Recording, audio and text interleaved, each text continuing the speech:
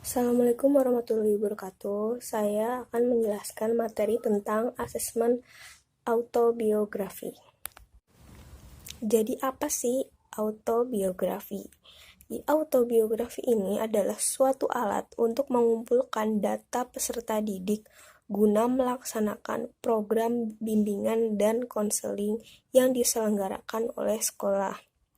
Autobiografi bisa juga diartikan sebagai karangan riwayat hidup yang dibuat oleh diri sendiri dan bertujuan untuk mengetahui perkembangan peserta didik. Di dalam bimbingan konseling, autobiografi adalah proses dalam pemahaman individu sebagai alat pengumpulan data guna melakukan program bimbingan dan konseling. Kemudian apa aja sih manfaat dari autobiografi? Jadi manfaat dari autobiografi ini untuk mengetahui apa aja aspek-aspek baik pikiran, perasaan, sikap pribadi, tingkah laku, atau keadaan emosi konseli. Terus asesmen autobiografi ini juga dapat mengetahui tingkat pengetahuan dan pendidikan, pengalaman, minat, bahkan tujuan atau cita-cita yang hendak diraih atau diwujudkan oleh siswa tersebut.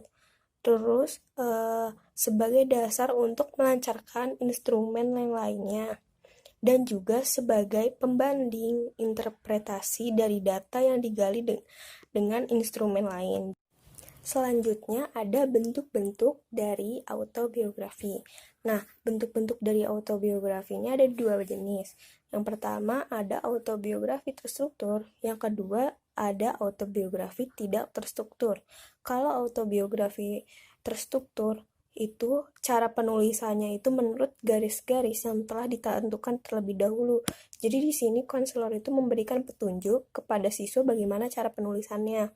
Dan autobiografi berstruktur ini juga disesuaikan dengan keadaan-keadaan masing-masing siswa sendiri. Nah, autobiografi berstruktur ini juga dibuat secara menarik dan cara penggunaannya pun tidak terlalu sukar atau mudah dikenali oleh siswa, sebab autobiografi berstruktur ini dapat mendorong siswa untuk lebih detail dalam menceritakan dan menuliskan tentang dirinya. Selanjutnya ada autobiografi tidak berstruktur. Nah, untuk autobiografi tidak berstruktur ini, autobiografinya disusun bukan berdasarkan pertanyaan-pertanyaan khusus yang telah ditentukan. Nah, jadi dasar pandangan autobiografi tidak berstruktur ini adalah teknik di mana siswa lebih banyak mengungkapkan dirinya sendiri atas dorongan dan kemampuannya sendiri. Nah, untuk kesulitannya itu sendiri mungkin dalam autobiografi tidak berstruktur ini terjadinya dalam hal penulisan autobiografi tidak berstrukturnya. Jadi siswa itu merasa kesulitan tentang apa sih yang akan diceritakan atau dituliskan dalam autobiografi tersebut. Terus bagaimana cara dia memulai untuk menulis autobiografi itu tersebut.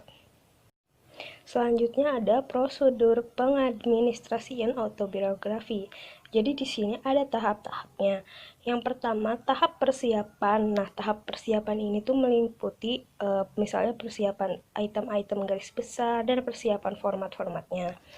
Terus yang kedua ada tahap pelaksanaan. Nah, tahap pelaksanaan ini meliputi format dan memberikan instruksi kepada siswa. Nah, yang ketiga ada tahap analisis hasil. Analisis hasil ini meliputi menganalisis berdasarkan aspek-aspek yang ditulis siswa, terus menginterpretasi dan membuat profil siswa. Untuk format autobiografi terstruktur ini seperti ini.